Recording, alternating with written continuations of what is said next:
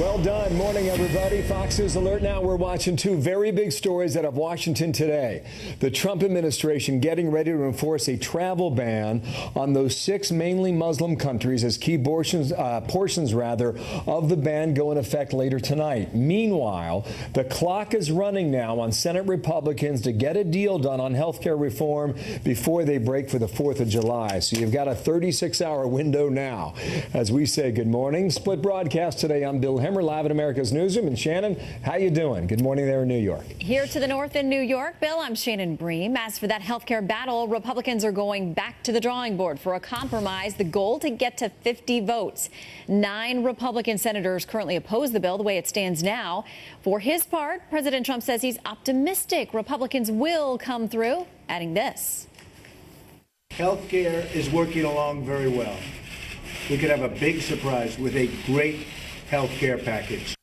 John Roberts is live at the White House for us this morning with more. Good morning, John. Shannon, good morning to you. It's good to see you in New York and Bill here in Washington, by the way. The White House said the president working very hard to try to cobble together a health care bill that could at least be looked at by all of the Senate, or at least Republicans in the Senate, by tomorrow before they go on the break for the 4th of July and then maybe vote on it on the way back. Today, I'm told, is a very important day by a senior administration official. And they're making some changes to the bill as well to try to get enough support on board that this thing might pass during the month of July. Some of those changes: more funding to treat opioid addiction. That might bring on board Shelley Moore Capito and Rob Portman of Ohio. They wanted $45 billion over 10 years to treat opioid addiction.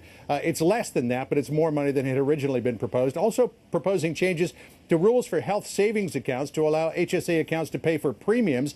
That might bring people like Senator Ted Cruz, Mike Lee, and Ron Johnson on board. The White House also insisting it is not cutting Medicaid. It's simply cutting the growth of Medicaid. But people who were here during the Bush administration know how difficult it is to make that argument without it being called an actual cut. The toughest holdouts, I'm told, in the Senate are Senator Rand Paul of Kentucky, Senator Susan Collins of Maine, and Dean Heller of Nevada. He is up for re-election in 2018 in a state that was handily won by Hillary Clinton. So we all know what his concerns are. There's been some talk of reaching across the aisle if they can't get enough Republicans on board, but the president stopped short yesterday of taking up Senator Chuck Schumer's proposal to negotiate this deal with all 100 senators. Listen here. I'm going to find out if he's serious.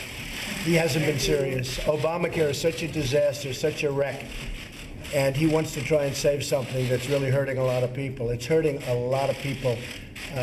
He'd have to be very, very serious. You know, he's done a lot of talking, bad talking, and he just doesn't seem like a serious person. The senior administration official told me that at this point they pretty much know what the contents of the health care bill will be in the Senate. Shannon, it's just a matter of whether or not they can get enough senators on board. The one that they think might be the most difficult is Rand Paul. They also think that Heller is awfully difficult, too, again, because of the fact that he's up for re-election in that state that Hillary Clinton won in just a year and a little bit. So he's going to be a tough one to bring on board. Yeah. Hear a lot of talk there that they can only lose 2, and they've pretty much given up on Rand Paul. Exactly. So that means one more. We'll see. Meantime, they are getting things done on other fronts today. What's happening on immigration?